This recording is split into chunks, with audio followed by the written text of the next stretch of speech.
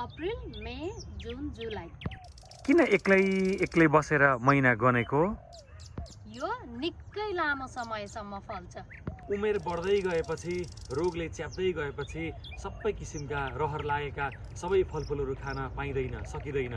त्यही भएर तपाईँहरूले यो आफ्नो करेसाबारीमा, गमलामा वा बारीमा यो वाटर एप्पल पनि लाउन सक्नुहुन्छ। वाटर एप्पल फल्ने किन भन्दा यसमा पोटासियम 90% पानी हुन्छ। यसमा पानी एकदमै हुन्छ, रसिलो हुन्छ। पोटासियमले एकदमै भरिपूर्ण हुन्छ। कोलेस्ट्रोलको बिरामीलाई पनि एकदम राम्रो गर्दछ। यसले कोलेस्ट्रोललाई ब्यालेन्स गर्छ, मुटु स्वस्थ राख्दछ र धेरै रोगमा यसले फाइदा गर्दछ। क्यालोरी छ कम, फाइबर छ टम, खान मिल्छ हरपल हरदम। न स्वादिलो, न गुलियो, न त अमिलो, र पनि रसिलो र पोसिलो।